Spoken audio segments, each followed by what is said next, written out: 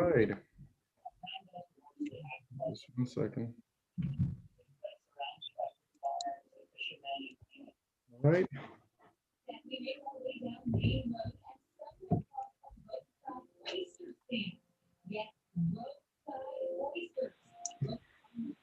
All right, I don't see anybody here.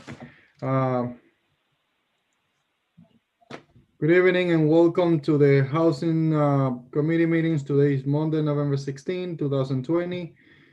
And today we are going to be hosting the Housing Committee for the Lawrence City Council. Present is the Vice Chair, Councilor Payano, as well as Councilor District F, Mark LaPlante, and myself, Giovanni Rodriguez, the Chair, Councilor District D. So with that said, we're gonna pursue the statement of Governor Baker, pursuing the Governor's Baker March 12, 2020, ordered a suspension of certain provision of the open meeting law 38, section 18 of the governor on March 15, 2020, in order imposing the strict limitation of the number of people that might gather in one place. This is being conducted via remote participation, non in-person attendance of members or of the public will be permitted, but every effort will be made to ensure that the public can adequately access to the proceeding as providing on this order. As reminder, that person who would like to listen to or to view this meeting while in progress might also be the following access: Facebook, Lawrence City Council page, and YouTube, as well the Lawrence City Council page. Councilors, can we raise for the Pledge of Allegiance? Pledge allegiance to the flag of the United States of America and to the republic for which it stands, one nation, under God, indivisible, with liberty and justice for all. All right. Thank you, councilors. We're going to go ahead with the agenda. We have a few items that we're going to be talking tonight. One of the Mr. items, Chair? Yes. I believe do we not have minutes? I don't think we have it ready yet. It's not on the agenda, but we can definitely check that out. Yeah, that Teresa gave me some, I think they're February 12th. And I don't know if she emailed them to you, and March 30th. She gave me a paper copy, so I don't know if you have them. Councilors, do you feel comfortable making a motion to accept those minutes? Did it went through? I guess we can hold off until the next meeting. Okay. All right, we'll hold up on those minutes, and we're gonna go to the agenda right away. We have a new business item 23020, which is the request to amend condition of deed restriction on 1416 Tremont Street, map plat 167, lot 14. It was put together by the Office of Plan Development and Angibel Moreta. Angibel, are you here? We have Councilor Levy as well with us tonight. Angie's not here. I'm here from the planning department. Okay. So, Mr. McCarthy, do you mind talking to us about this specific item as of what is changing? Sure, absolutely. I emailed you around a copy and I sent hard copies over of the exhibits that I plan to show. I don't know if you received copies of those. Yes. Essentially, the property was sold to Mr. Brian DePena as out of an RFP sale for a piece of property. It was to be used as a parking lot and for allowing him to develop some property that he owned on Tremont Street. At the time, one of the conditions that was made was a sort of a boilerplate the A&R merger requirement that the properties be merged together. Unfortunately, the properties are separated by Tremont Court, the properties that Mr. DePena owns and the property the city was selling were separated. Somebody, I should have picked up on that, but it didn't get included as a condition for that the properties must merge. It's under subdivision law, the properties cannot merge, so that condition is an impossibility. I've reviewed. He submitted landscaping plans, stormwater management plans. All the other conditions have been met, but that one condition cannot be met because it's an impossibility. But the city, we still want to go through the sale and develop the property, but we want that condition be amended. Right now, it's only at the purchase and sale development. So to consummate the sale, you must amend this because we don't have any. That's the only mechanism we have to change that condition. Okay. So it is important to say that this sale was made. Do you know exactly the date when it was made to Mr. DePena? It was in the, it's in my letter, March 12th, 2020. Okay. So essentially, we have a actual road that is going in between both of the properties. Right. And because of the fact that those roads are being affected by, or other properties are being affected by this property, that's one of the reasons why they cannot be merged, because other people might use that road. Well, no, nobody can use the road. The road ends in his property. His property is on both sides of the road. The road is only 100 feet long. Yeah. Right. It's 100 feet, maybe 200 feet long. Any abutters can use can use Yes. that road. The abutters can use it up to the properties that he owns on both sides of the road, or he will own on both sides of the road. And there's nobody beyond his property. The property dead ends at the end of his property. But there's two houses in front of his property that have access to the road and can use it. Okay. So councilors, there is any question for Mr. McCarthy in regard to these restrictions that it was implemented on the previous cell? Mr. Chair, I have a question. Sure, Mr. Payano. Thank you, Mr. Chair. Mr. McCarthy, so I think I understand. I got the gist of the letter. As far as the road, is it not possible? Is it that we just can't discontinue that part of the road for that specific section, so that way both properties can be enjoined? Yeah, I think that would probably be the optimal decision is to do that, but that's a lot of process down the road. I think Mr. DePena wants to go through the purchase and sale, and then he'd probably approach the city to inquire about it. The road is, for all intents and purposes, is an abandoned road. It's not used for any purposes. I think if anybody was to go down there, they would struggle to find that it is even a road existing. Like I said, it was more like a driveway between two properties, and accessed.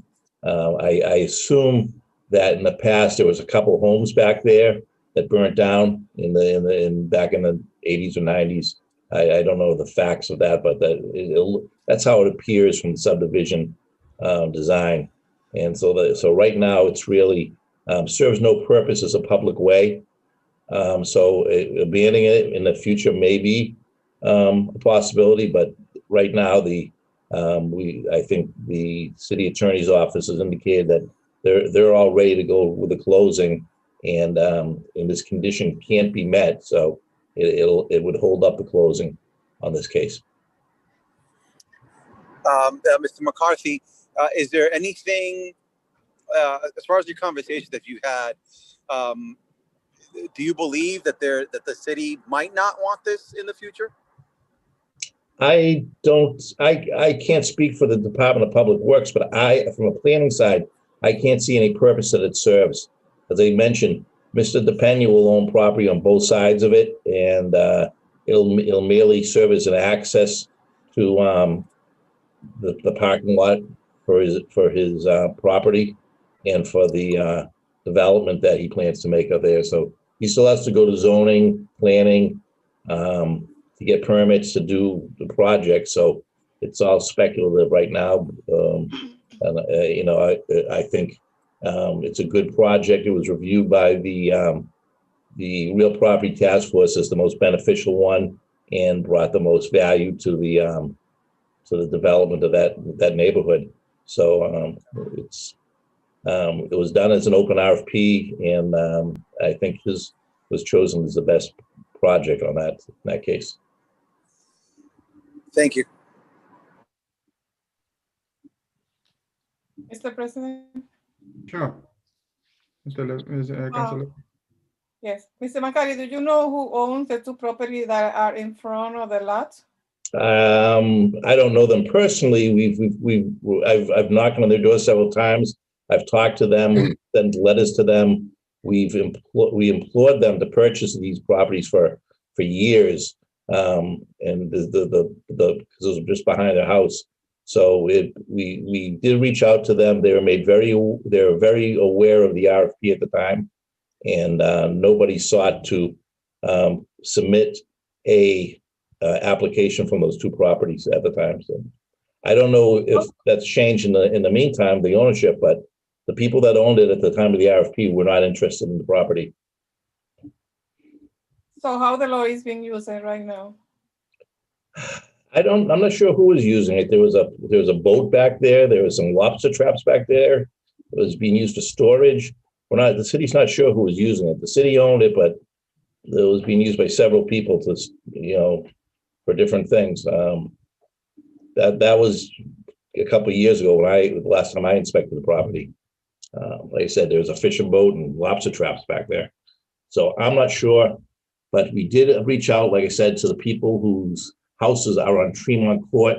This property is right behind their homes. They had no interest in purchasing the land.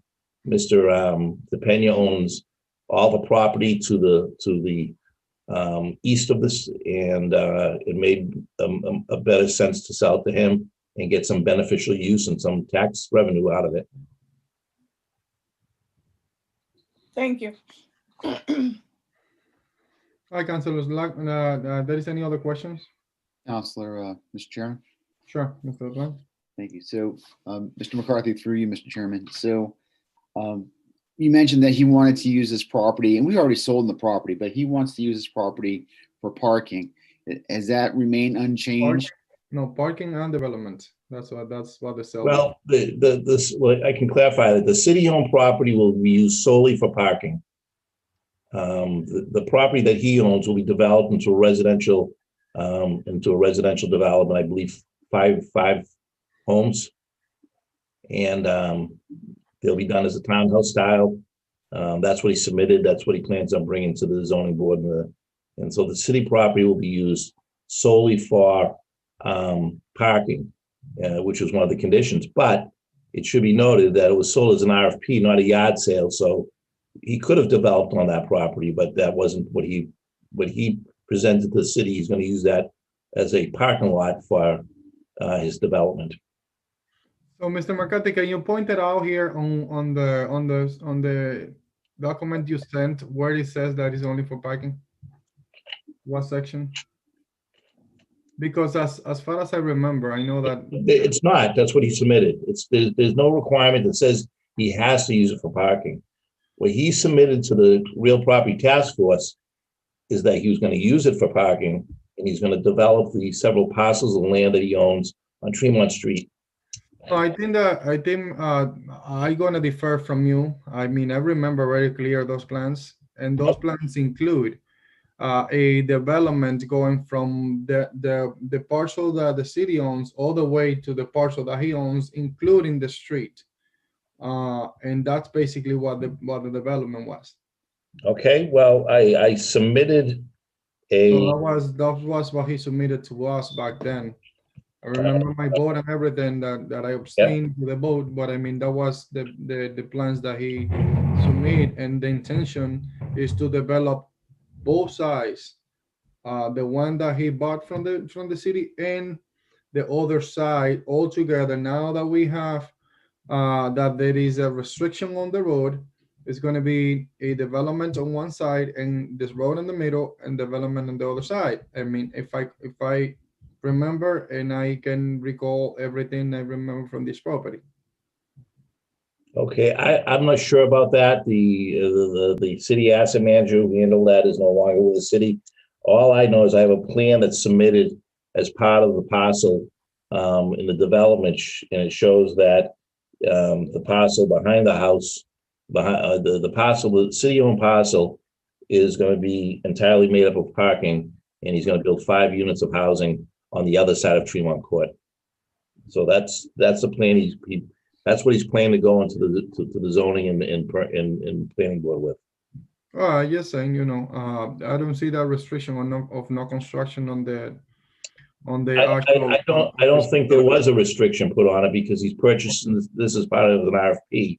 So Yes, he can build houses on it.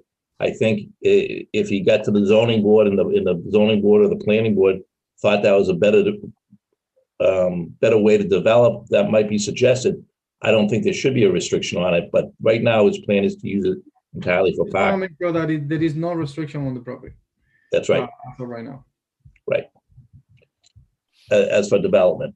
Yeah, Mr. LaPlante, you have the floor. Thank you. So you were going down kind of like my way of thinking there for a second. So he has 5 units of housing that he's yet to build.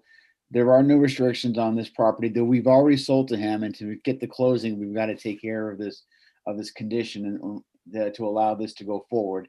And he's made a commitment for, and I would imagine for a good reason, if he's going to be, Yes. if he's going to have housing on those lots, he's going to need parking.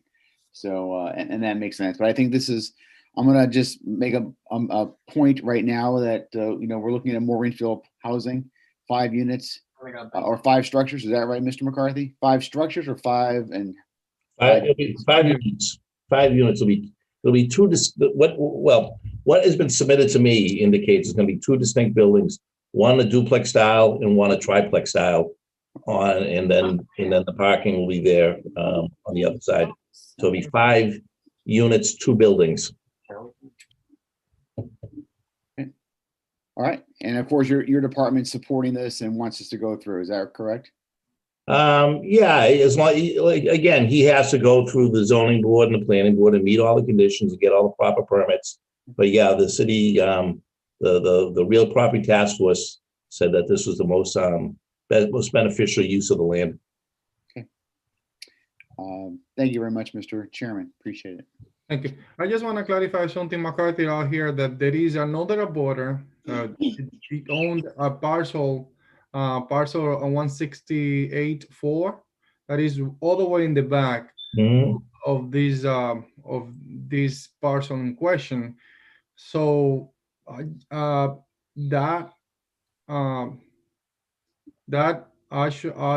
tenant, or that person that owns that property over there, are going to have access to his or her property, correct? Through the street. That property is accessed by another street off of West Street. His house has a different address, and it's on I'm not sure the name of that street, but it's not, that property is not accessed by Tremont Court. There's actually a fence there that separates it. You can't drive through Tremont Court to that property, at least in the back. It's a fence that it was put up by the city, a block in the street, or it's a fence that is put up by the owners? That's the end of Tremont Court. I don't know how the fence got there. Okay. So what I'm saying is that if that person decide to go ahead and use that road, we cannot prohibit anybody from using that road at all, because it's a public road, right? Just want to have that on the record. Okay. All right. So, councilors, we have a situation in front of us of a sale that we already did, restriction that is being removed out of the conditions. There is any motions on the table for this situation? Motion to send it to the full council with full recommendation. With a favorable recommendation? Yes. All right, there is a motion to send it to the full council with a favorable recommendation. Can I hear a second? Second. Discussion? All right, there is a second discussion. And one more question. I was thinking about it. With this, if this vote is successful, the full council, does this improve the property value of what we sold to the applicant, Mr. McCarthy? I would assume so. I can't state that as a fact. I'm not the tax assessor, but I would assume it would. A question. Can I you, just Mr. finish can I finish my flow of thought, and I'd be happy to yield in a second. So if there is more, if this is more value, if we're providing somebody with something that actually has got more worth, isn't it within our rights to go ahead and then just out of sheer fairness, because we would do this to anybody else, I would imagine we would probably say this is what's fair for the taxpayers in selling property like this and access ways. Is this? I'm not sure if it's nominal, like it's $1 or $2, or something more substantial. I don't think the price was nominal. It was through a RF5. It was $25,000. 25,000. Yeah. So it was an RFP. The assessed value was 23,000, and he offered to buy it for 25,000. I'll yield the floor. I'm sure some of us may have a good question that I might learn from. Good. Thank you. Through you, Mr. Chair. Councilor Bayan. Thank you, Mr. Chair. No, it was on that comment. From my understanding, what we voted on early this year was essentially we were asking both properties to be merged. So I think, at least when I remember reviewing it, I had assumed that the alleyway, because it does not look like an actual road. I don't know when the last time was that the city did any work to that. I had assumed that that alleyway was going to be merged with the other property. So now that we are essentially saying that that we're leaving that's a piece of land there because it's a public way, I would think that he's getting less. He's getting less property because of that. At least that's my understanding. It doesn't. But even with that, it doesn't, in my mind, look like it's something more than what we had voted on in March. I think it would be different if there was an alleyway close to that parcel, and in addition to whatever we voted on in March, we were also adding those alleyways as well. Then I think it would have been an increase. But at the moment, I'm actually seeing a decrease, and I hope that the applicant in the future comes to the city to ask for ownership over that piece of land, because right now, we're approving this, and there's going to be residents are going to be using this, and it also means that we're going to be even more responsible than we were before. I think the city has gotten away from not really doing any work in that public way because there hasn't been that much use of it. From what I remember of the plans, I'm going to assume that if this project actually moves forward and gets all the required permits and is built, we're going to have a few families that are going to want to use that. And if the applicant is willing to take any piece of that public way and become responsible for it, especially since the public way that's not really much in use except those people that would end up living there and the other two abutters, I think it would be good on our end. Those are just my thoughts on it. But I think that it is a good question. It's something that we should always look at every time we're potentially making changes or going back to a deal that we've previously talked about. Yes. Councilor, there is any other questions? I'd be curious to hear Mr. McCarthy's reaction to that, because I think my colleague makes a very good point. I just want to make sure we're all on the same page. Is that you're thinking this is more of a public good from this, what we're about to vote on tonight, than an actual benefit to the applicant? I think it benefits both parties. I think the opportunity to purchase this land creates the parking requirements that he needs to develop the land that he owns, rather than use his property up entirely for parking. He can use this as parking to satisfy the parking requirements to build what he wants to build, is a small little community of 5 units of housing, and dedicate more space to green space and yard and living space area for the tenants, rather than having asphalt right up to their homes. So I think that's the benefit of him purchasing this piece of land. I think it serves the city as well, because the land that's right now is vacant property on Tremont Street will now be redeveloped, and more money will go into the tax coffers for the new homes and the new value. So the real property value that's going to increase will be the Tremont Street property that Mr. DePena owns. As Mr. Payano pointed out, the other area will just be parking, and it will not rise incredibly in value until maybe in the future when it is merged with the overall process by the product. But as I said before, the real value to the city is that we're getting 5 units of brand new housing that we need. So, and essentially, just to just to put it up there, once that the whole area is developed as one project, the value of the parking lot, it will be completely different than what it is now. So the city will get more, plus it's going to get a new development, like you just said, of 5 units, and the tax revenue for that. That's the reality of the whole situation. I believe that's true. Mr. President, through you. Sure, Ms. Levy. Okay, so who still is going to be responsible for the Tremont Court? The city? The city of Lawrence is a public way, yes. It's a public way, so they're going to take care of that. Because as far as I know, the condition. That's our responsibility. The city council owns every road in the city, and the administration is the one that is supposed to maintain it. So you're responsible too.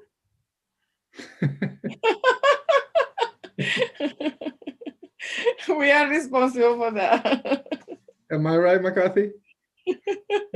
I think that's correct. I don't know that, as I said, I think as Mr. Payano pointed out, I don't think anybody was aware that this was a public way for years, and I can't say that much time. No, I mean, I was very aware that it was a public way. I mean, when we actually discussed this at the housing committee, we actually, I knew it at that point that it was a public way. I knew that the people in front of that house also have that as a driveway, personal driveway.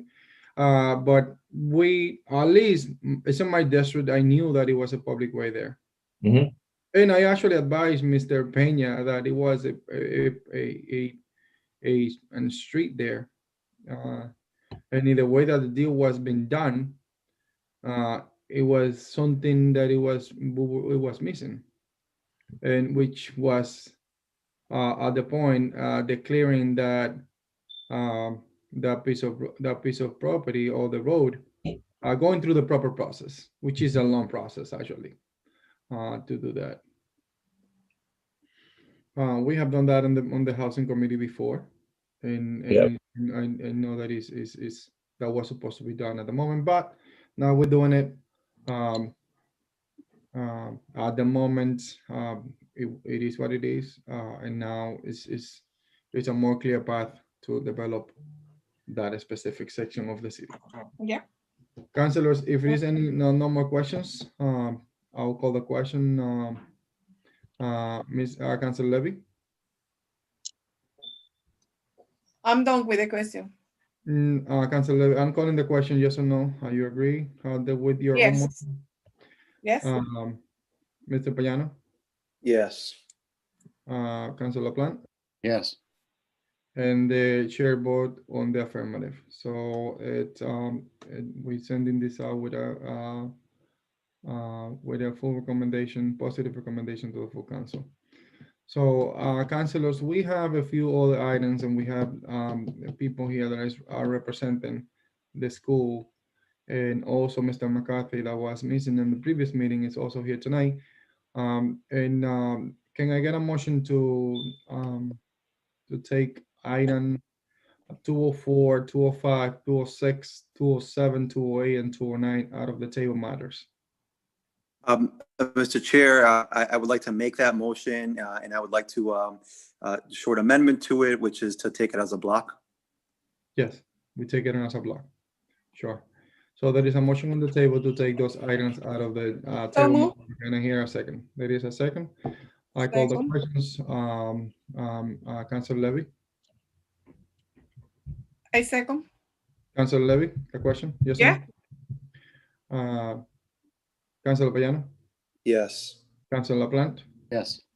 And the chair vote on the affirmative. So we have item 204, which is Oliver School project resolution to accept the real estate property from LRA, and item 205, which is also to accept a real estate property from the LRA, two parcels from the LRA. We're going to take those two as a block, which come from the same organization. And then we're going to go with the other one, which is the City of Lawrence, and we continue with the process. Councilors, previously we discussed those two items. We discussed all of the items. We left it on the table matters, and today we're here again. I hope that there was some questions that were satisfied previously for to be able to pursue a path to acquire those property for the Oliver School project. Councilor, since that point, since we discussed this previously, there is any question that we have for either Dan McCarthy or the school department that are present today? Mr. Chair, but before you get there, just as a point, as a question, general question, has there been any new, I know in the last meeting, there was a few questions that were put out by several counselors. Has there been any, Respond. has there, I checked through email, but I don't know if there was anything recently that has been sent out to answer those questions? I believe Any that type of documentation? I believe that it was sent to us. At least a few of the questions were answered, but we Okay. have the representation from the school Sure. and Mr. McCarthy here. Mr. Chair, what I would ask if whatever documentation that was sent out, if we could be informed as to which one it is, so that way we could, so we can just look it up. If I did get the email from Mr. McCarthy, but I think it was a reiteration of what was sent out before the last meeting. Adonis, do you have an answer for those questions specifically? Because Sure. it was more related to the school and the future use of that. Sure. Good evening, councilors. Besides from the questions, Councilor Payano, and that you asked, and Councilor LaPlante, Councilor Levy was the one that asked again for the presentation that was shared, or that was viewed, to be sent out in a hard copy matter. And since we have satisfied, I believe, Councilor Levy, correct me if I'm wrong, that request. Besides that, it was questions by Councilor LaPlante, which I understand that the mayor responded directly, whether satisfactory or unsatisfactory, responded. Do you have anything for Mr. Payano's answers? I mean, questions? In terms of the transportation and so far? Sure, what I can answer to those questions in terms of transportation, I believe, Mr. Payano, your questions were more around busing and how much busing. I just want to clarify that the only busing or transportation through Lawrence Public Schools that Lawrence Public Schools provides to students are in the form of minibuses. So they're smaller yellow buses, not the big ones. And that's only for our special education students that are transported there. And then aside from families contracting private vans or private transportation, we have no control of that.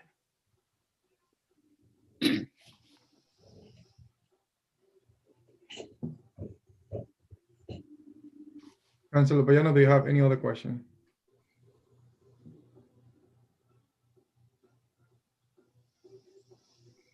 We can't hear you, I can Councilor. hear you.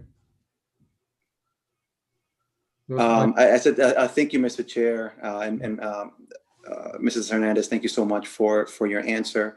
What I would say is that through our conversation that we had last week at our last meeting, my questions were essentially more geared towards the questions that Councilor LaPlante asked. It was sort of as a follow-up to some of his main questions. It wasn't around busing necessarily. If I recall, there were questions about whether there was a parking plan in place. There was a question about whether there was a plan to deal with the traffic of students that would be essentially would be coming into the school. I believe the conversation that geared to whether there would be that it would be essentially be the same capacity in the area. And I think that under my impression, my opinion is that since we were building a school and we were increasing the capacity of seats, it was very likely that we would reach that capacity in, not just in the next year, but in the next 5 years, we probably reach that capacity to a full 1,000 seats. And even though we were taking 400 seats from the old Lawrence High School, there was a likelihood that, especially when we're building the Leahy, that we would then at some point be adding those seats there, because those seats are, there's a lot of movement, I think, going up in that area. So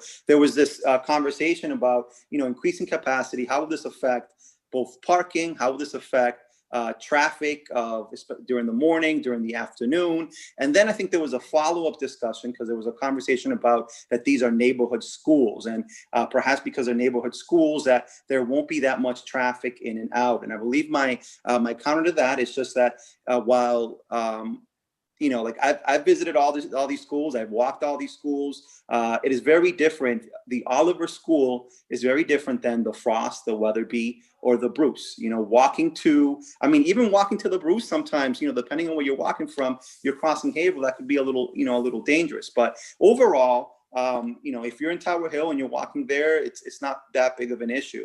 When you're walking to the Oliver, in all my time as a school committee member, there were always concerns from parents saying that it's, unfortunately, they have no other means except, to have their child walk. They, can't have someone pick them up. So there was this big issue of them crossing Lawrence Street, Haverhill Street. So if what we're saying, that we are pushing parents to not drop off their kids, then there has to be a plan on how we are going to address pedestrians, during the morning and the afternoon. If we are increasing capacity, not just in that school, but also we're essentially increasing capacity in that area, because by increasing capacity at the Oliver School by 200 seats, and we're opening up 400 seats at the old Lawrence High School, we're increasing capacity by 600 seats in that entire area. So if we're doing that, and we're essentially saying that there's going to be more walkers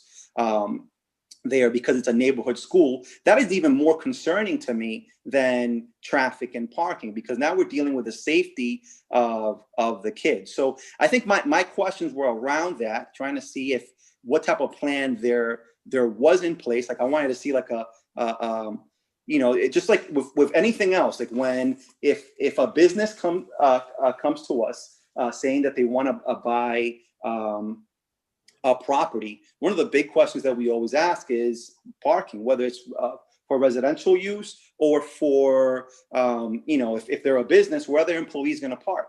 And I do not recall us, myself, giving a vote without these businesses providing us a plan. Like if they say, our residents are going to park at Buckley Garage, we usually request them to have some type of agreement with the city saying that they're going to use that. And I know at times we've written it in as part of their agreement. I think, that's the sort of like that minimum standard that we put in place with businesses. I think, with the school department, especially since this is a city project, I think we got to keep those standards. And I would say that these standards, they shouldn't be new, because 2 years ago when we met with the superintendent and we talked about all three approaches, I will say, like, I'll be completely honest and transparent.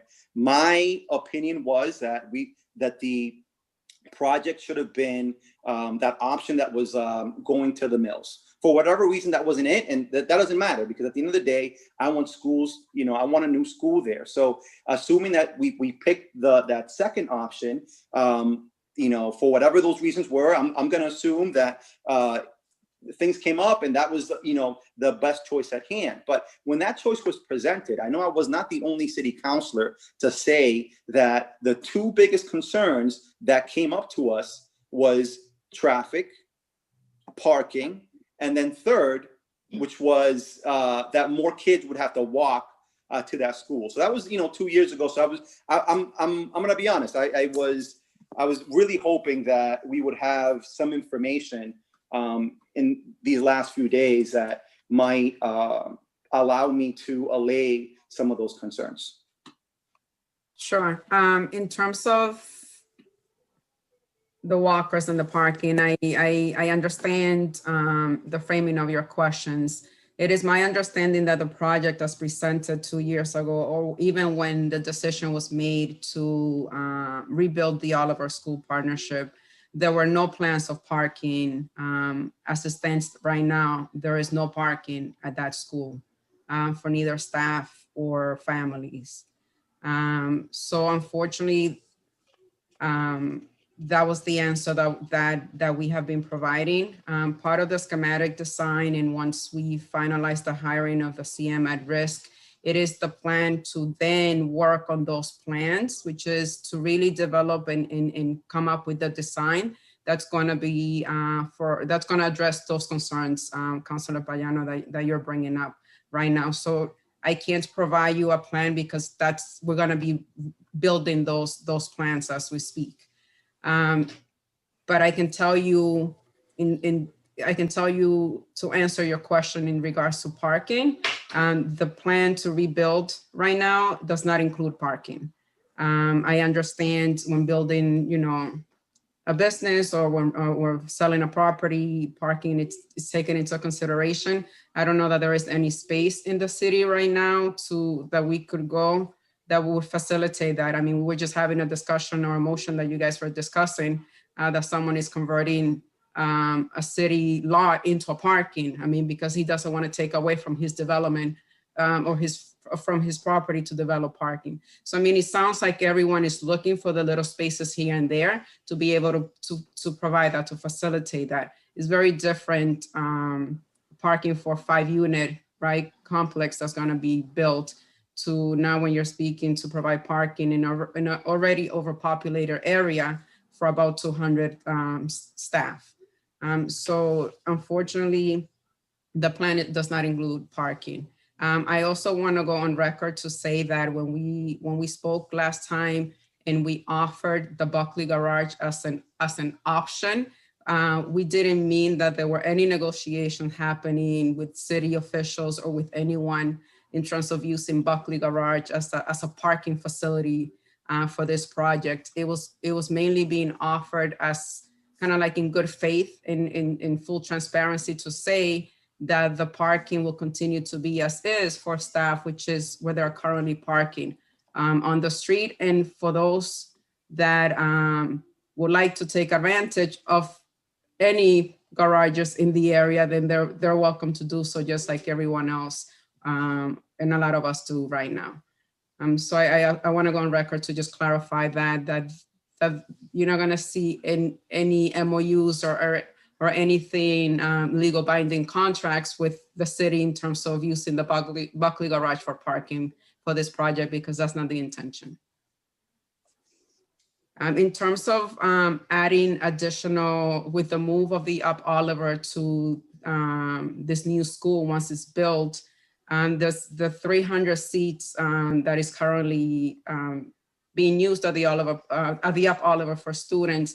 We have no plans right now to occupy that. So as it stands right now, the district has not made a decision, or has not even began those conversations in terms of what's going to happen with that floor at the Up Oliver once we move those 300 students over to the Oliver Partnership. A question for you. Sure. If we go on Short Street, Short and Chestnut, I don't know if you have the plan in front of you, or at least the City of Lawrence planned. There is a. You need me to share it, Counselor? Huh? Do you need me to share a map, Counselor? Yes. But I know where Short Street is. Thank you. Short and Chestnut, right down the street from the school. Mm-hmm. On the west corner and on the northeast corner of that intersection, both locations. Hello, you guys hear me? Yes. Yeah. Yes. Both locations. One is already been developed for the city as a lot, and the other one could be developed as part of this project.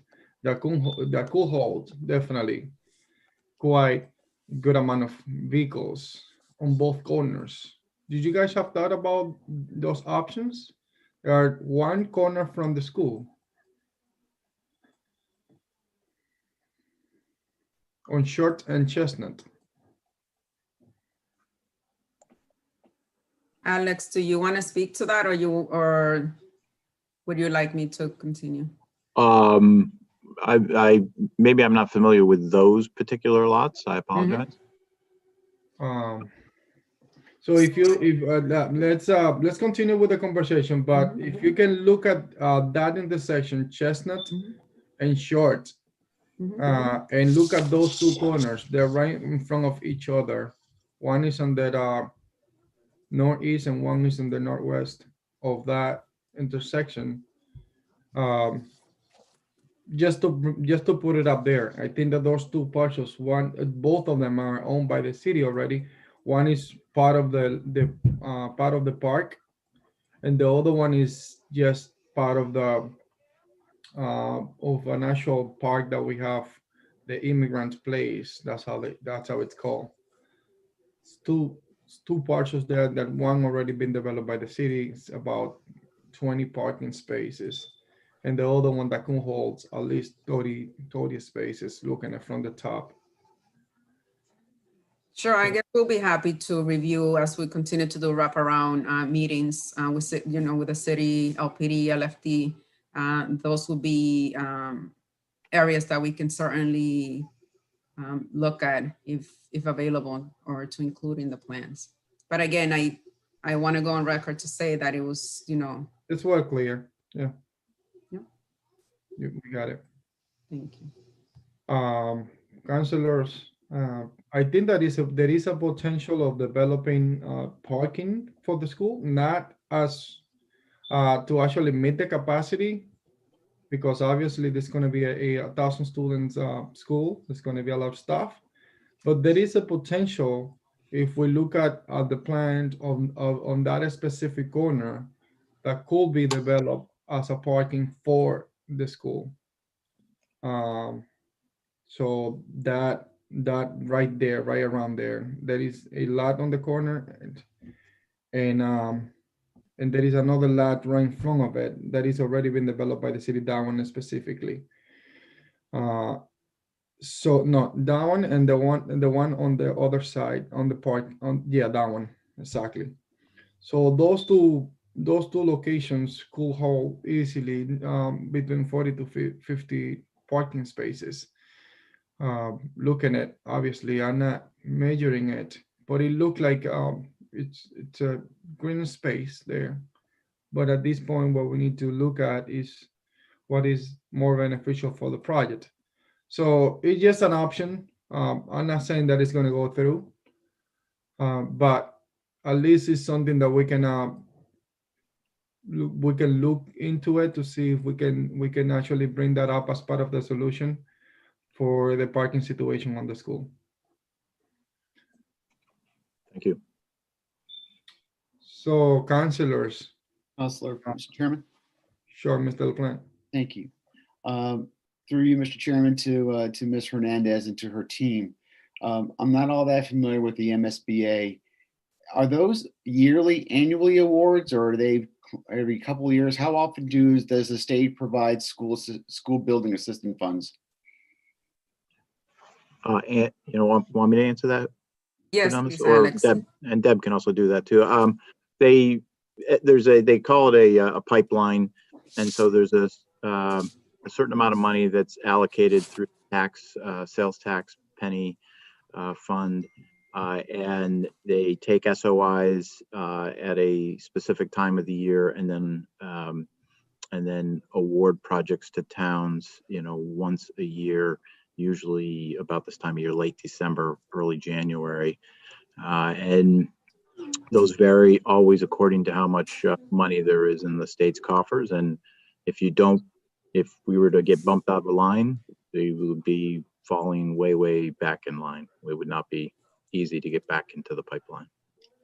So just so I'm I clear. actually remember, because it was before either SMMA or we as European were on the project, because the district would be submitting these SOIs or statements of interest, and it's often a number of years before you then are accepted and you start the process. So it would be a while.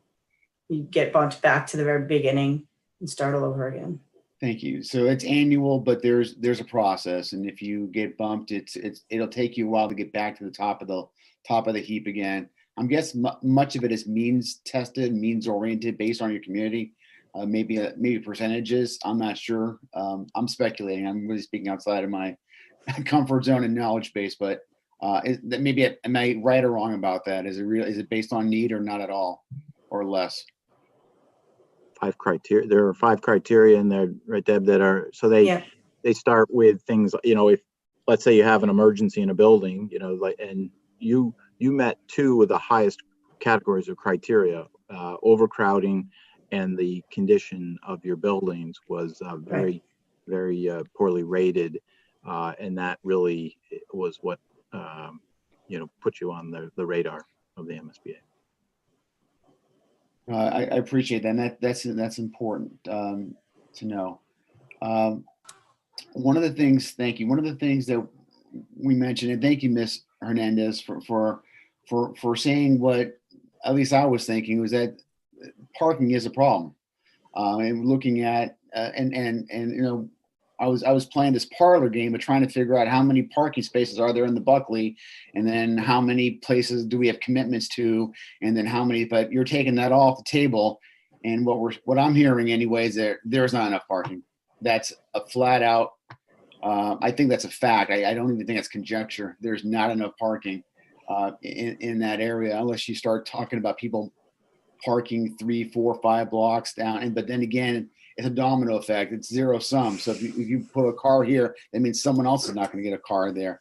That's how, I think, Ms. Hernandez, you called it an overpopulated area. I wrote that in quotes because, in fact, you're absolutely 100% correct. There is a lot of people. It is a lot of people in that area, and we're trying to do an awful lot in that area.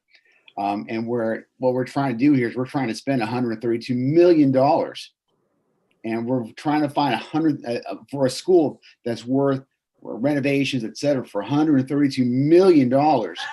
And we are now, not having a place that we're going to have parking.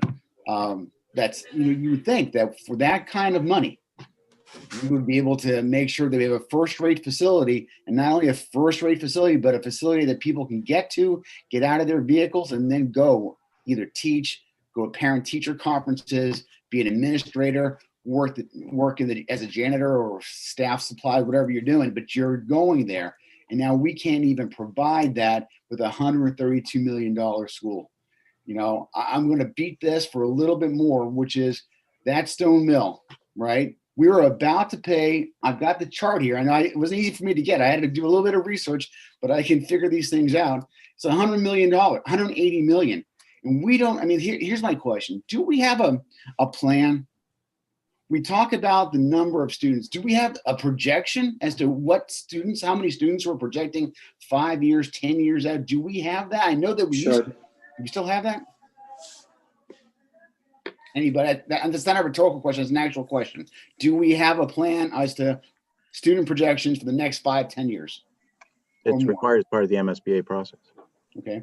Yes. I'm afraid to ask for any more information. Can you get me those projections, please, if you're always part of that thing, if it's already part of the proposal process? I don't see it in what I have in front of me right now. I have the document for the pre-meeting, and I have the schematics, and I've got the numbers. If it's in there, I'm not seeing it, and I apologize. But if you can highlight that for me, that'd be great. We asked for it at the last meeting.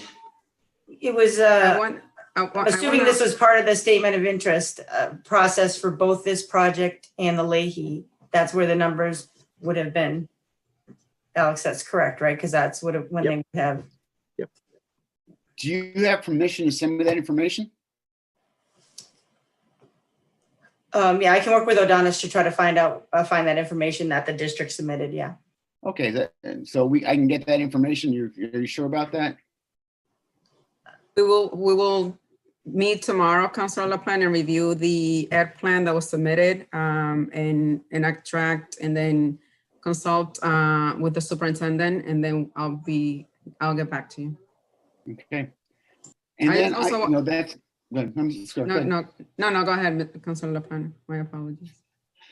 So I hope I can get a projection for amount of schools, because what we're talking about here, I don't want to get in the weeds on this, even though we're going to, we have to. But I also want to look at this as a holistic big picture, which is, what are we doing as a city to deal with our educational crunch?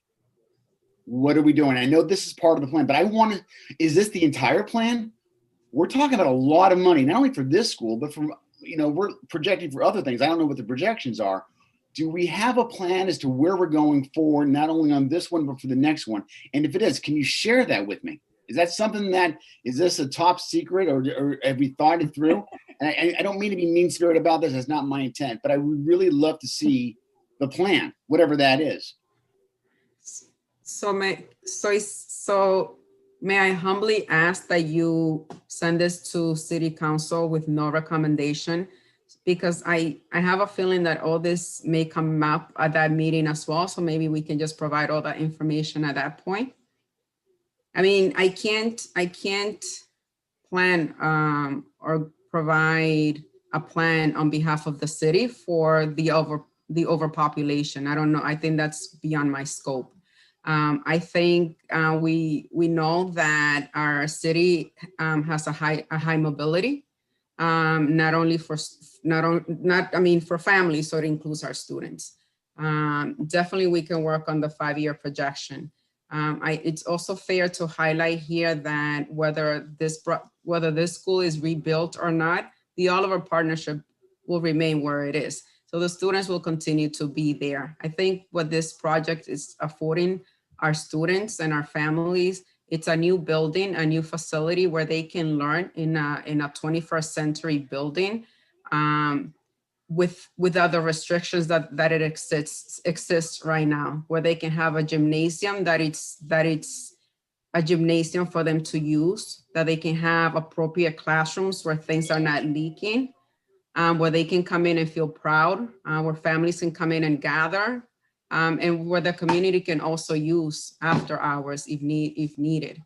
I think that's the focus. At least that's the focus I want to bring coming from the school department. Again, the overpopulating, that's way above That's above me.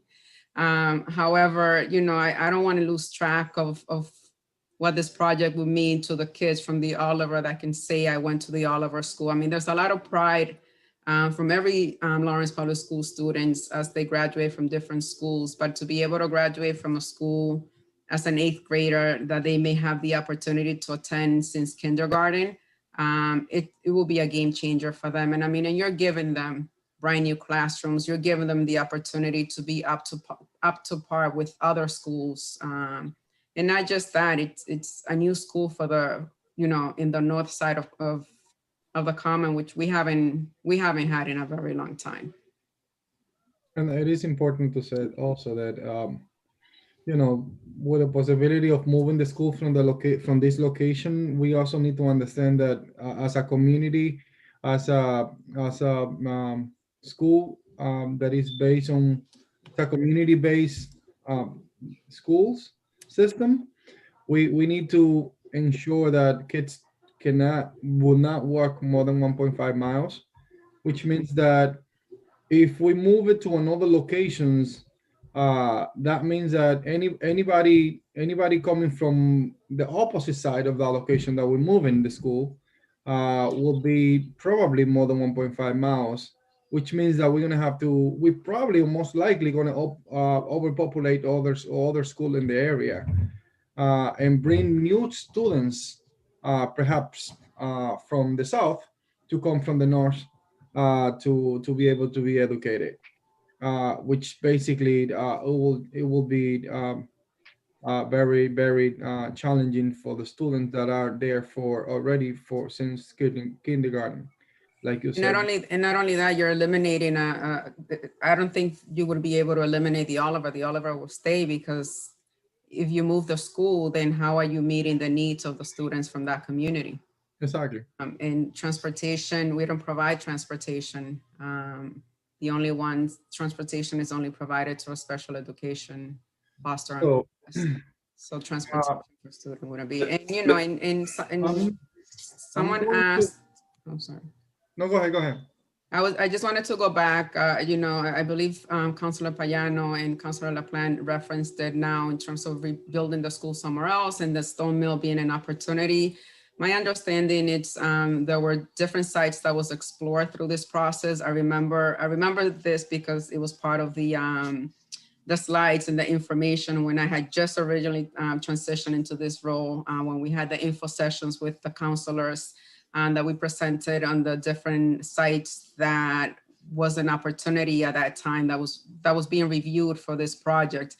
The stone mill being one of them. And my understanding is that not only did the stone mill come in at a heftier cost to the city, but it was also, there were also other issues with the site, whether it was the soil or it needed to be redeveloped, and it was just not conducive to building a school, you know, where it was going to have children and students there. So I believe at the time that's why those that voted for the option to do a remodel and then just, you know, build on the existing Oliver school. That was the reason for it over the stone mill facilities.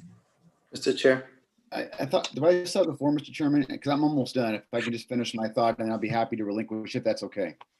Sure, go ahead. So just to kind of recap a couple of things here is the estimate for the stone mill is $180 million. $130 million is what we're paying, or we're going to be paying for, at least for the Oliver partnership. Now it's a lot of money. It's $50 million more, right? And maybe that's going into the soil. Maybe that's part of maybe that's what factors into that cost. But I will also submit to you this, that if we don't use that facility for that, you're going to be putting potentially more units in that place. And then you're going to need more school space because you're going to have more children that are going to be requiring premium, #1 state-of-the-art education, which is what we all want for our children. We want them to have every advantage possible, right? No one's fighting that. I'm not fighting that. I just want to make sure that our money is being spent in such a way that we're planning, projecting, and then we're using it to the best way to leverage the best educational situation for our children, for their families, for our teachers, for our staffs. And I've yet to, no one has called me up yet and said to me, here's how we're doing it. If we do X, Y, and Z, we'll get there. I haven't gotten that phone call, even though I've been pretty loud. I think now, this is my second meeting about this, but I have been loud about this issue for years. And so this is no surprise to anybody who follows at least a little bit of what's going on in the city council meeting for where I'm coming from on this question. And one more thing about this question, and I appreciate it. I'm fully on board with getting our kids a good place to go to school. I was on board when I voted for the new Weatherby School. I voted for the new Gilmet School. I voted for funding for the new Parkland School. I voted for the new high school. I have been there time and time again because we needed to get this stuff done. In this particular case right here, you're looking to have us spend a lot more money when we could be spending a fraction more to get a lot more bang for our buck. And that's what I want us to look at. And I need to be convinced of the otherwise. Councilor LeBlanc, quick question for you. Do you remember your vote on any of the options for the schools at all? You vote no in any of the options. Yes, you vote no on all of the options for the schools. I don't believe so. This project for the Oliver School, I believe you did. So I would like school. Well, yeah, we're talking about this. No. Yes, I'm for sorry, this Mr. specific Chairman. project, all of the site that it was presented to the city council, you vote negatively on those specific. There was only one site presented. No, when it was one site presented, that he voted no on that specific site, which is the one that we have in front of us. The Yes. other sites, it was presented to the councilor, but he always present his negativity to the project. We didn't have a through you, Mr. Chair. And let me make my comment on this because it's related to this. So, Mr. Chair, we haven't had an opportunity to. We had an opportunity to individually speak to the superintendent 2 years ago, as far as what our stance was on the three different ideas that were presented, and we also had an opportunity to speak in person with the members of the Oliver Committee. But as councilors, we haven't had a vote before the Oliver Building Committee met to make sort of their decision. But what I would say on this is, like, while Councilor LaPlante, I agree with your sentiment. Like I said, I wanted to be transparent and say that, like, my view, if I was in the Oliver Committee, I would have voted for it to be a different location. And I've heard from some of the members who've explained to me that they feel like that place is better. That's where, they went to school there, and they want, new Oliver people to have the same opportunities there. And I understand all those sentiments. I think I was looking at it more from a capacity stance. I thought that we got more bang for our buck. I thought that it was the best investment. But regardless of that, when this was presented a few weeks ago and there was a vote to put money in it, I voted in favor. I pushed to vote in favor of it because there were certain things that I took for granted. In that conversation that we had 2 years ago, these three things that I'm asking for right now were things that not just myself, but several counselors brought up, in sense like, if it's not at the Stone Mill and it's at this Oliver, that would suck. But here are the ways, these are the things you need to think about to make sure it's a well thought out project.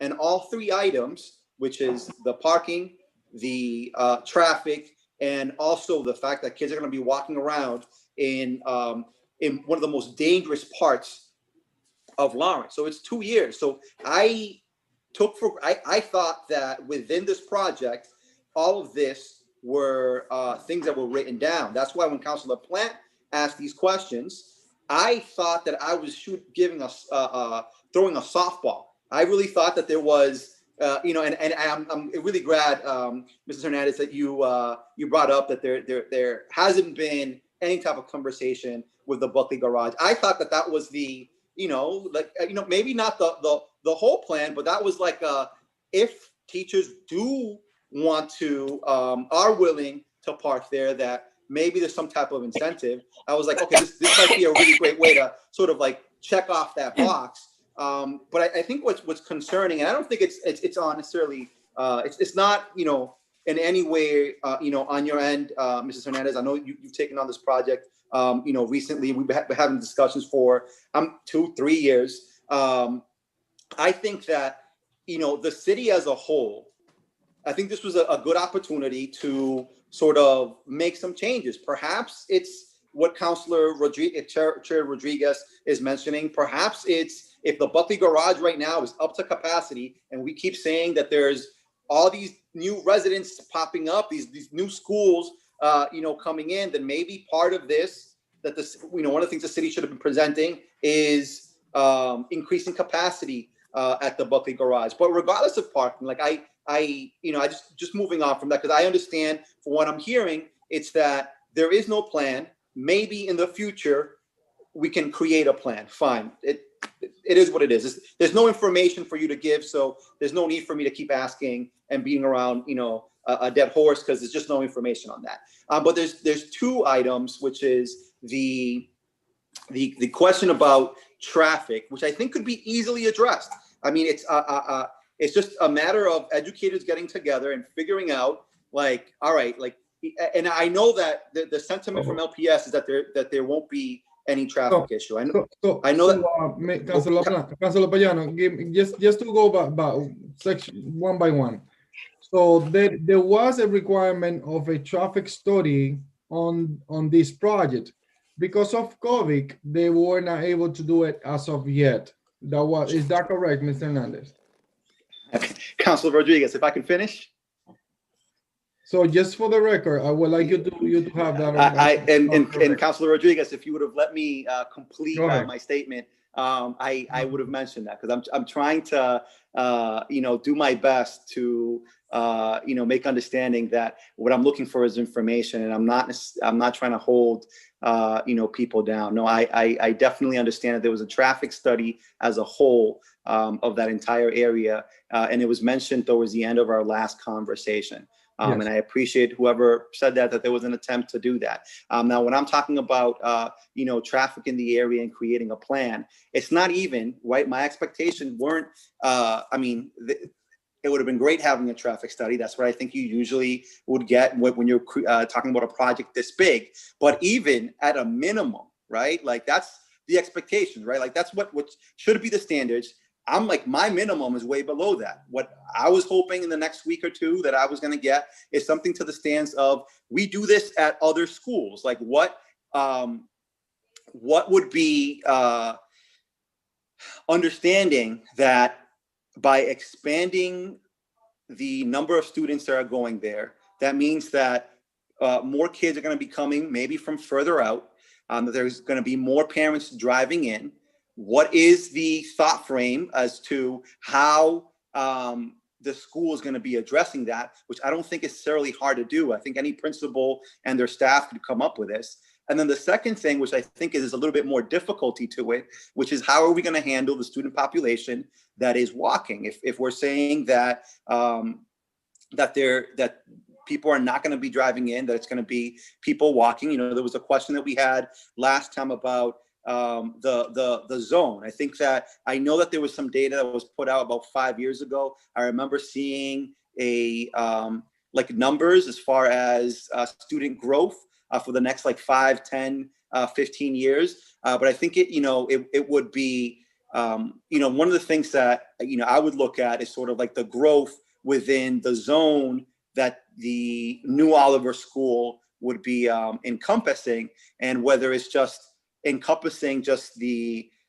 particular area that it's serving right now. Okay. Councilors, there is any other questions? Mr. Chairman, what's the question before us? We actually doesn't have any motion at this time, and for those 2 items. So we are discussing the items, but we have no motion as of yet. There is a motion on the table in regard to these items. Mr. Chair, I have a question. So is the mindset that it sounds like for parking, we're saying, maybe we can come up with something later. For these other two things, it sounds, and maybe it's just, my thought frame behind it is because I'm not working for LPS. Like, it's just, questions that residents of Lawrence ask anytime that this is brought up. So maybe this is not a huge concern. So is the thought frame that like, we don't have the capacity to think this through right now? In the future, we'll think it through. Like this is maybe it's not as important as I think it is. Can I interject on one aspect, Mr. Piano, Council Piano? I think what we're kind of looking at is we're in a very preliminary stance right now, and I know this is a part of the process that the council gets involved in. But I know when I was brought in to work on this project, on the permitting part of it, the mayor's office and the school department made very clear that they wanted to go through the full public permitting requirements that are necessary. So that means that this process is going to go through all the committees, the zoning board of appeals. It's going to go to the Lawrence Planning Board, who's going to do a site plan analysis and a site plan review, and that will all be public hearings. The things that you're addressing tonight are questions that will be asked by the planning board. They will be addressed. We'll have department wraparounds and departmental review meetings to get this information put together. They'll insist upon having a traffic study and information presented to the public and to them that was very clear. So this is not something that's going to happen in the next week or two. This is something that's probably going to happen in the spring, early next summer. And these are just logical progressions of this project moving forward, and those questions need to be answered, and they will be. Like I said, I think right now we're in a very preliminary stance where we're trying to accumulate the land necessary for a project that is really at the very basic part of development, and I think that's what I feel. And I don't want to say frustrated, but I feel the same as you, that there's a lot of questions I have, the planning department has, and the city departments feel the same. The Department of Public Works, I'm sure, feels the Lawrence Police Department, the fire department, all have the same queries that you have and want these to be answered. And hopefully they will be through an open permitting process that will be open to the public.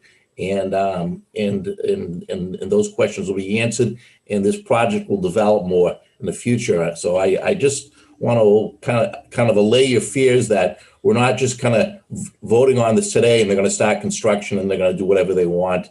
This group, it's going to be reviewed, and the city departments are all going to be have a hand in how this works, how it affects the downtown, how it affects the parking, how it affects traffic in a very important part of our neighborhood, the historic aspects of the North Common neighborhood.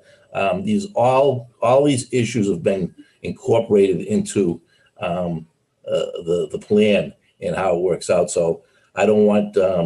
I just kind of want to put that out there as my part. Thank you, Dan. Mr. Chair, through you. So. Thank you, Mr. McCarthy, for mentioning that. What I would say to that, while I think it's great that there are other committees that would be essentially working on this issue, I think what I'm looking at is that it's before me today. And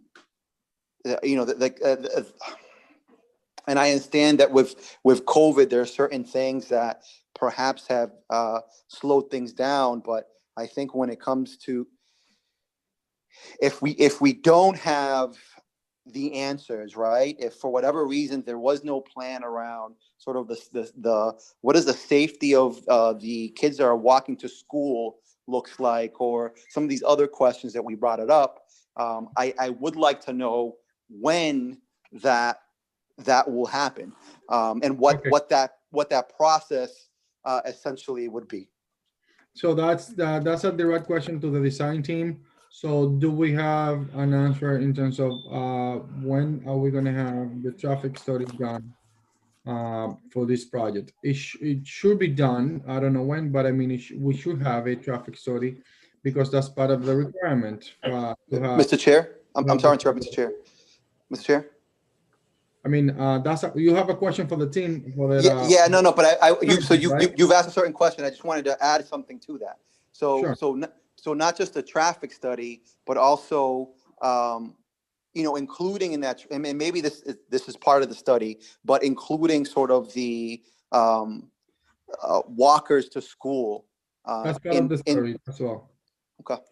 So traffic. And we're working, I'm sorry to interrupt. Some of our schools work with safe routes to schools, Councilor Payano. They're working in collaboration with a lot of the district schools. It is the plan of the district to also incorporate them into this conversation. However,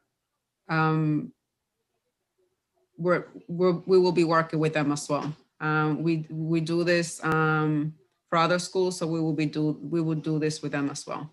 It was something that Anne-Marie, in her role before she left, had started to have those conversations with Safe Route to Schools, and I just made the connection. I just connected with them, so that's the plan. So I just want to reiterate that it's unfair to say that the district doesn't have a plan because we're busy.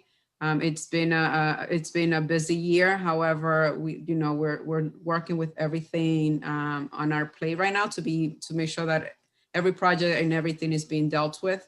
In this important project, and we are concerned for our students. I'm concerned for our students. And just Mr. Hernandez, just to be fair to the process, right now this year, it is not a typical year to do a traffic study because there is less vehicles on the road, there is no students on the road, there is no walkers to school, and there is as of right now, since last school year, and then there is many other factors that affect a traffic study. When you do a traffic study, you cannot take typical day. You have to take a specific days according to the federal regulation and the state regulation. You cannot do a traffic study on Monday, and you cannot do a traffic study on Friday because on Monday is a lot more traffic, and on Friday there's a lot less traffic. So there is other things that we have to take into consideration. And this year is not a typical year at all to do a traffic study. Obviously, I personally would like to see a traffic study done for the project. And as part of the regulations, it should be done. Not right now because of the situation, not because of necessarily just because of COVID and everything is going to be because of COVID. No, because it's not a typical year or a typical time right now because we don't have the student population going to the school to actually determine how much of this project going to affect doing an extrapolation over years as of how this is going to affect the entire area.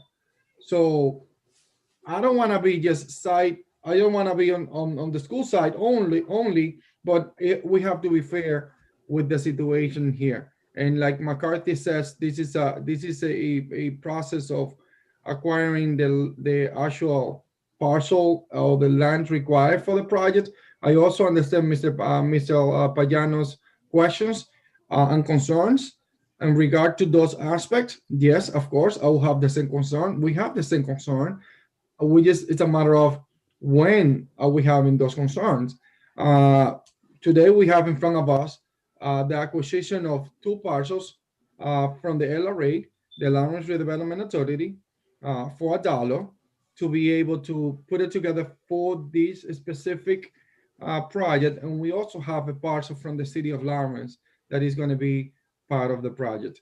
We're discussing this tonight, and I would like to be focused on that because this is extremely important for the project, but also understand my colleagues' questions and concerns about the safety of the students, about the traffic study, and about how this is going to impact the entire area. Yes, I agree with you guys, but we need to I'm concerned about having the actual space to be able to develop. And I think that at some point we will have what we need in regard to those concerns. And looking at different alternative, we're probably going to get a better solution. Pushing it right now, no issues with that. That actually bring more opportunities to actually develop other sites to look for solutions for these specific issues that we have in front of us today. And there's not questions about that. I mean, who knows? Maybe something better can come out of these discussions. So thank you, college. Councilors, we have no motions on the table as of right now for those two specific items. If any of the councilors would like to send this over with no recommendation to the full council, or we can actually we'll do whatever you guys feel like at this point.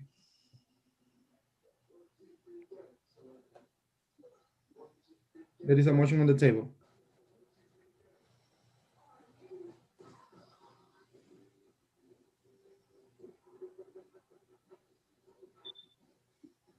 All right, those two items go by default to table matters.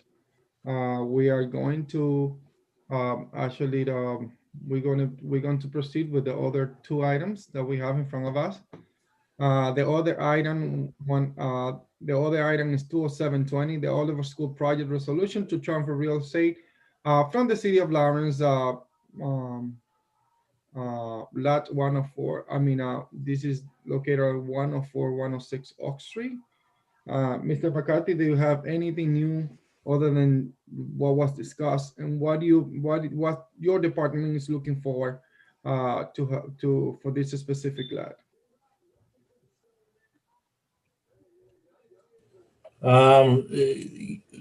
Right now, this is it's just a parcel of land that they're looking to increase the footprint of the school. I think the idea is to create this new modern school in the back, and while retaining some of the historic aspects. So the need to develop more floor space and areas for computer labs, science areas, things for the older kids as well as young kids in a common building requires this kind of area. We think this is a better use of the land rather than just the vacant space. Right now, it's just an asphalt parking area, play area. It's been both in the past, so we think it would be a improvement to what's being used now. I'm actually surprised it hasn't been made part of the school parcel after all these years. The school's been effectively using it for decades, so.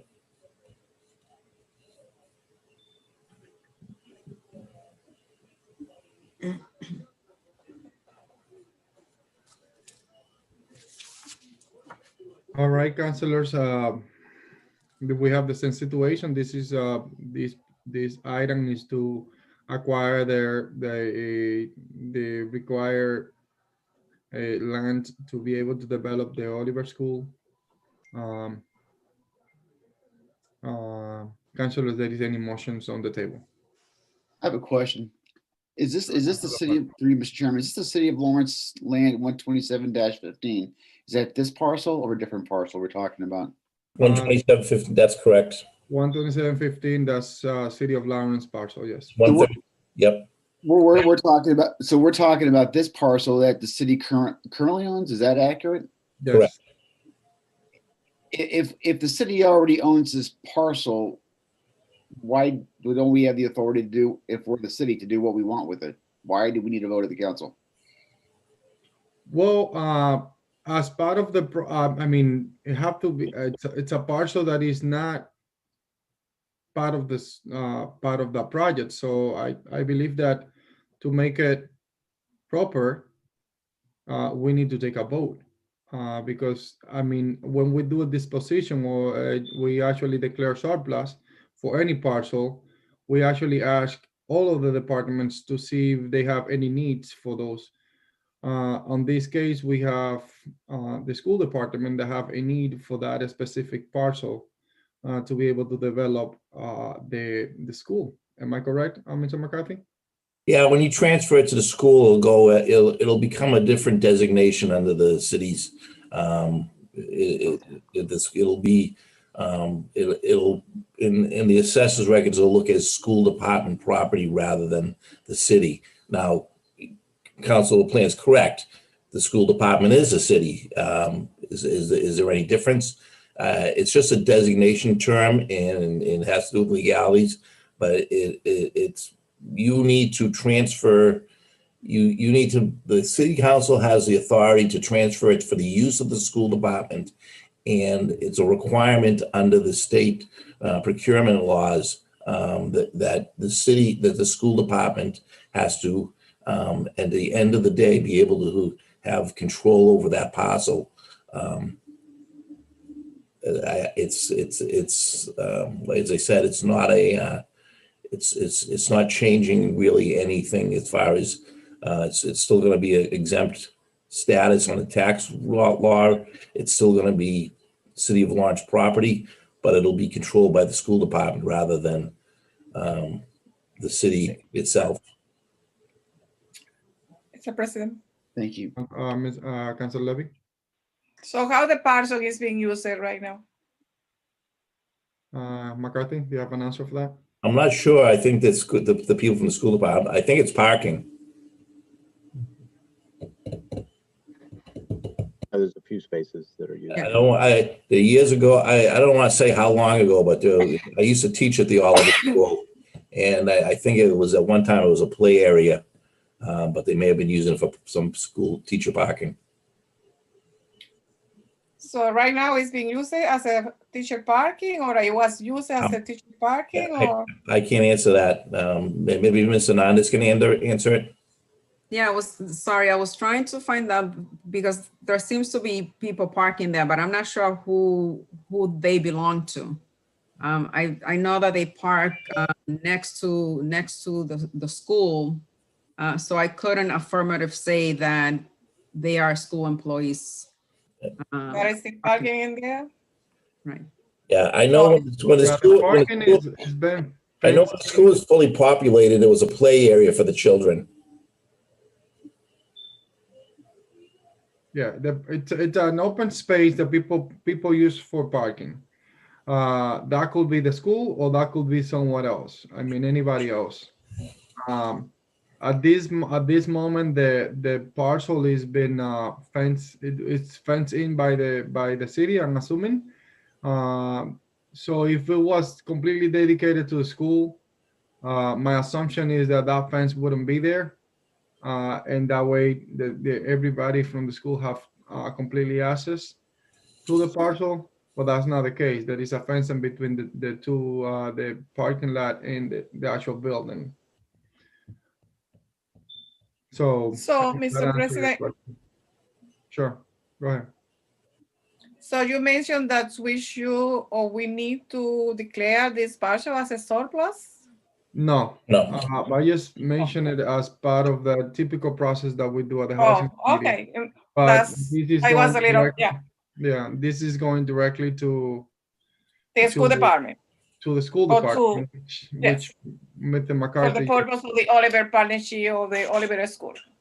For the purpose of using it for the actual building, yes. For the footprint of the building. So essentially, if it's being used by the school in any way matters, I mean, as a playground or whatever, it will be continuously used by the school now on the new building because it's going to be part of the project. I believe that on top of that is going to be on top of that actual lot is going to be the gymnasium. If I remember correctly, That's correct. from the design. Yep. So right. it will be used with the better benefit once it goes and be transferred to the actual building. So what we're discussing right now is just to transfer that portion of land to the Oliver School or to the school department. That's Yes. the discussion. The same thing that we did with the other two parcels that were part of the LRA, the Lawrence Redevelopment Authority, and they were actually given to the city for $1 each. This I one- only see the 127 and the 107. Which one is the other one that you're talking about? The other two, the one that we were discussing, they were right beside on the other side of the actual school. There is an alleyway, and then there is two small parcel, 3,000 square feet each, about and they're giving Do you up. have that I Yeah. can see it? You can't see it? So right now on the screen, can you see the screen? I see the screen, but I don't see. I just only So see those that. two parcels that are on green, right there, those were the two parcels that we were discussing before. The discussion went away from the actual parcels. We were discussing of getting those two parcels to be part of the project.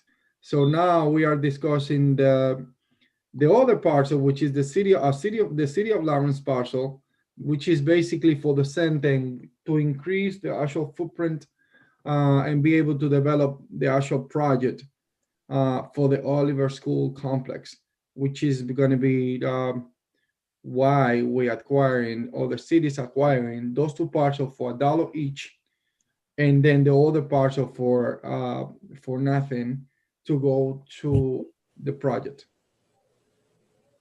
So essentially, that's what we're discussing tonight. 3 parcel for $2. That's going to go to the actual project for the benefit of the kids of District B, which is your district as well. That is what we're voting. I agree with that. So I'm going to make a motion just to send it to the full council without no recommendation. Okay, there is a motion on the table to send it up to the full council with no recommendation for item, let me get it correctly, for item 20720. Can I hear a second to send it up to the full council with no recommendation?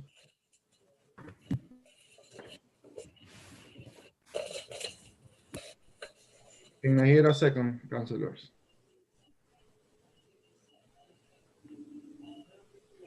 All right, Mr. Payano is not on the line. He's having connection issues. So there is no second. Councilor Plant is not second the motion. So the motion falls. Can I get another motion on this item?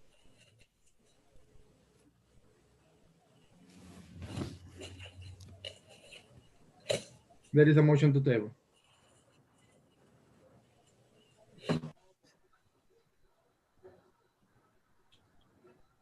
So councilors, if I correct, like previously, this. So moved on the motion to table.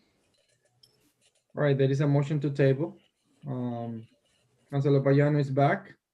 Can you hear Second. us? Second the motion to table. If it's no questions, for motion to table is no questions, I'm gonna call the question. Councilor Levy? Motion Yes. to table. Councilor Payano? Yes. Councilor Plant? Yes. And I vote no on that question, on that motion. So motion carries.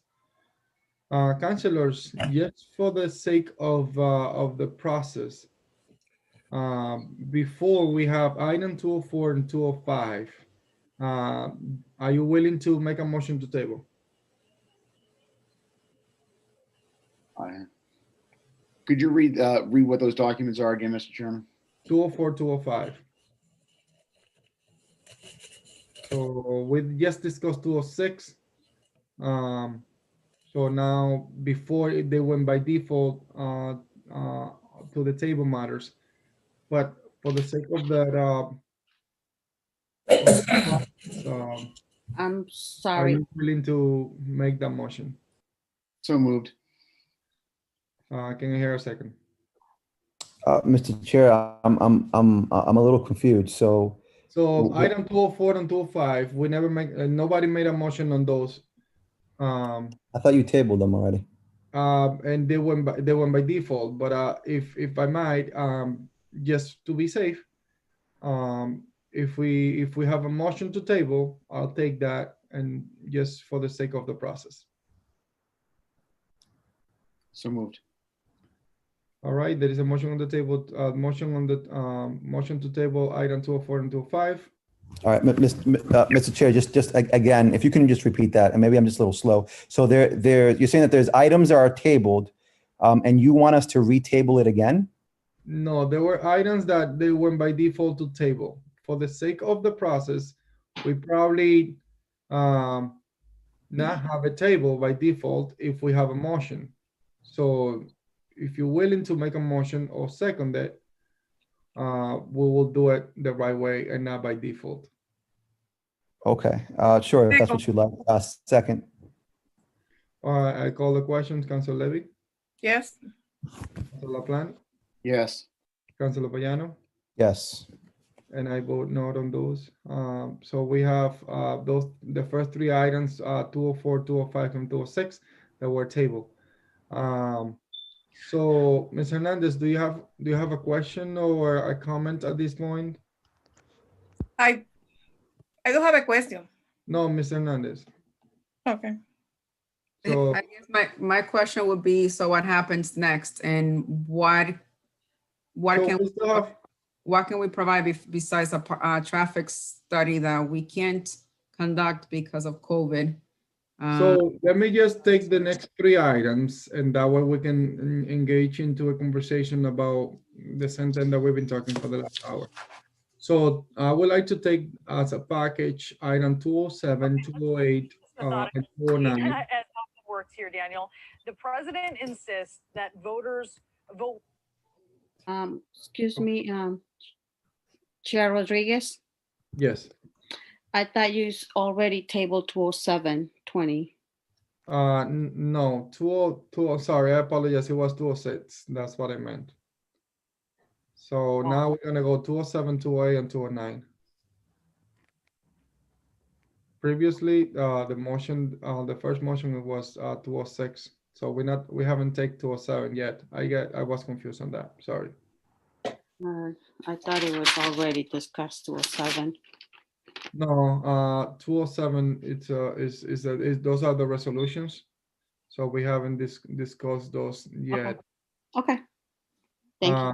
So we're gonna take those as a package: 207, 208, and 209. Thank you. And we're gonna open that. We're gonna open the floor. That way, Ms. Hernandez, we're gonna have an opportunity to ask the councilor what we need. Okay. Thank you. So, councilors, we have those three as a package. I would like to open the floor for any questions. Ms. Hernandez, you have a question before? Yes, thank you, Councilor Rodriguez. My question is, what happens next, or what information can I provide to the councilors that would meet what you guys are looking for? I do not have a traffic study because we did not conduct one. It was rescheduled or canceled. We haven't voted on funding for this project because we haven't submitted the schematic design to the MSBA. That's due at the end of December. The team is working on that. It's due December 29th. And once those items are done, it's when the funding for the project will be presented or will be sent to City Council for voting on the actual total cost of the project to the city. Well, I believe that we have allocation funds already for this project on the previous, or at least a commitment to. There's no allocation funding for the CM at risk, but for the actual project, project, the meat of the project, there isn't. That's, that's why we're trying to come before council and before you guys to acquire certain parcels to expand the blueprint of the building. So when we move to the schematic design, we can take all these 3 parcels and everything that we're requesting here into consideration for when we're actually working with the CM at risk to do the actual design of the project. And all those things will be taken into consideration, submitted to the MSBA. On the total cost of the project, we would figure out with them what their contribution to this project is, and then what the difference will be then. That's when we would go before council to then present what the difference and the cost to the city would be. So just a quick question, Mr. Hernandez. If it happen to be that we don't agree on acquiring those property, the three parcels for $2, are you guys going to move forward with the project? Adonis, do you want me to? Sure. Okay. So and Alex should comment too. But the plan for the project is a 1,000 student school, and that is the plan that was presented to the MSBA. And the parcels are needed in order to have the plan that SMMA is working on for the 1,000 student school fit on this piece of land. So they're important pieces. And if we don't have the parcels of land for the submission to MSBA, the schematic design submission, and the school district doesn't have control to use it for these purposes, then we won't have the project. Okay. Alex, would you agree with that?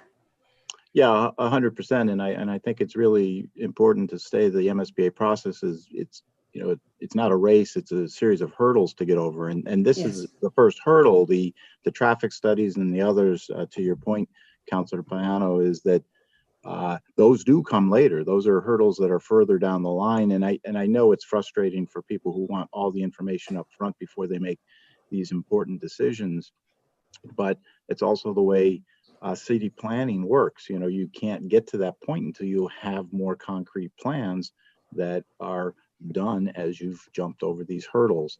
So, we can give you only so much information at this point. And, certainly with confidence that the city and, the school in this part of the city certainly will meet all of those obligations down the road. There'll be always going to be conditions that will be put on the project, and we would anticipate, I think, great ideas to find other parking spaces in other parts of the city nearby. That's good problem solving, but can't get to 1,000 student school without enough land. So that's just right. So that is the first hurdle. hurdle. The other 2 problems that you're faced with that Councilor LaPlante talked about early on. We cannot correct the school's problems. The very challenging conditions that those students are learning in right now, and expand to a K-8 program, which aligns with Lawrence Public Schools' stated objectives for the educational program and plan. Right, and that's the plan that was submitted in the preferred schematic report, the last submission that was done to the MSBA. So that is our project. It's a K-8 1,000 student school on this site. And so that's what the next step is a schematic design with a cost estimate for the project showing that. And the submission is at the end of the year to the MSBA for their review. And the outcome of that is a project scope and budget agreement. The MSBA's board vote on that is scheduled. If we submit on the 29th of December, by that date, their board meeting is on February 11th. And that's the piece that then we would go to the city council related to the funding of the project. To date, we've only asked for the ability to use the CM at risk procurement method and now the parcels.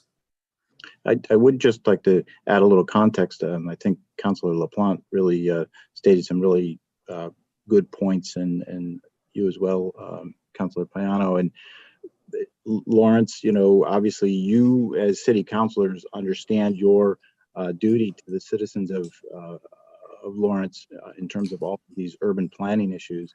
We face this issue with the planning that we've done in cities like Somerville, down in Boston, Cambridge, these just very dense Eastern Massachusetts cities that face the exact same hurdles that, parking just can't rise up to being the most important issue because there is no land to support that.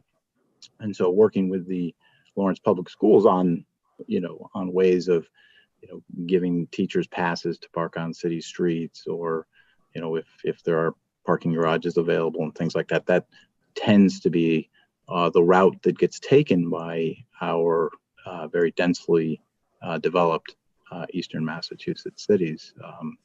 Just like you. I mean, in some ways it's ironic. It's a good position to be in. It means your city's thriving.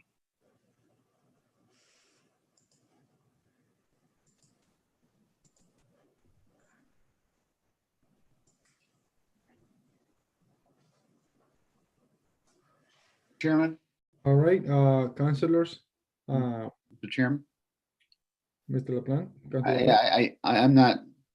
My comments at this point are essentially to comment about the inevitable position that the speakers are in right now, and they're trying to do the best that they can with the cards that we have, and it's very difficult. And I want to acknowledge that. It's not easy to manage a city like this, to try to deal with all the various issues and personalities and complexities. And it's a very difficult thing to do. And I just wanted to comment and I guess in a weird way, thank them for wanting to improve what in the best way that they can. I think we're all trying to do. We're all trying to, I think we're all part of the same team here. We're all trying to improve our city and the condition of our citizens. So I just want to say thank you. And I guess the other thing I would add is that we don't always, there may be different ways of approach, right? There's different approaches. There's different things how we want to win the game, to use a football metaphor. We want a different pass play or a different run play. We may want a different way to get to the end zone to win the game. I have an idea of the people that I represent and a voice of the folks in a certain direction. And it doesn't mean everybody agrees with me, and I get that. And there's good sides on both. And I just wanted to acknowledge that.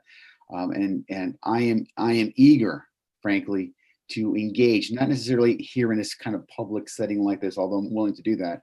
But I am definitely eager to engage with other decision makers and folks who are proponents. I've gotten a couple of phone calls of people who I deeply respect, who want to see this thing go through, and those calls that I receive and advocacy means a lot, because these are people who I respect and people who I know have the best interests of the city at heart. And then when I told them, where I stand on this thing, they understand, they get it. And I think there's that respect going both ways. And as I mentioned to the folks who are the advocates of this, I'm willing to sit down to talk and listen. And anybody who, at least from my perspective, knows a little bit about my perspectives and my angles, I'm willing to listen and I'm willing to work with folks to get to a certain spot. Those other schools that I voted on weren't easy decisions for me, because some of the same issues we were facing back then, and they're just exacerbated now, quite frankly, but were issues back, 10, 20 years ago or so. So these things continue. So my phone is available, my door is open, so to speak, and I'm willing to speak to anybody on this matter, no matter how this plays out tonight. And I suspect we may be seeing it again tomorrow night, no matter how it turns out. Thank you. Thank you, Mr. LaPlante. Councilors, we have 3 items in front of us. So what is it that they need for them to move forward with these specific 3 parcels and acquire those 3 specific lots? Other than they got traffic study and which is going to include traffic, and which is going to include the kid safety, and how we're gonna do that. And there is all any other things that are a challenge or situation for any one of you, for us to take a vote on this and be able to move forward with those specific parcels to be acquired by the city, and essentially be able to use it for this specific project. All right, I hear none. Mr. Chair, I just want to make a quick comment. Sure, Mr. LaPlante. Mr. Bayano, sorry. Thank you, Mr. Chair. No, I just want to echo Councilor LaPlante's thoughts. I know a lot of care has been done with this project for the past couple of years. And, you know, I'm sure that this will probably be discussed tomorrow, because I think it's already on the city council agenda as old business. But, you know, regardless whether it is or it isn't, you know, moving forward, definitely have had conversations with different individuals, very similar to Councilor LaPlante. But I'm interested in moving forward in this conversation on an individual basis. So, you know, we can figure out, you know, to see if there's answers to some of the problems that I foresee that go beyond sort of this, you know, in the future, we will discuss it. You know, I would say that I'm available for these conversations if it wasn't known before. So I think that, you know, just like other members in the council, we've had open doors with LPS and with all of our residents. So if there are, you know, if we could have these conversations, you know, before, you know, the next time we have a vote, great. You know, after tomorrow or whenever they may happen. But again, I want to thank you for, I think that everyone sort of understands the positions that we're, both the folks presenting and the people sitting at this non-physical table are. And I think through these conversations, we'll get to somewhere where we want to be. Thank you. Thank you, Mr. Bayano. Councilors, we have 3 items in front of us. Can I hear a motion on those items? Motion to table. There is a motion to table. Can I hear a second? Second. Second. There is a motion on the table, properly second. I call the questions. Councilor Levy, Yes. Councilor Bayano, Yes. Councilor LaPlante. Yes. I vote yes. Councilors, there is any other item on the agenda they would like to speak? All right, can I hear a motion to adjourn? Motion to adjourn. Second. There is a motion on the table, properly second. Councilor Levy, Yes. Councilor LaPlante, Yes. Councilor Bayano. Yes. All right, I vote yes.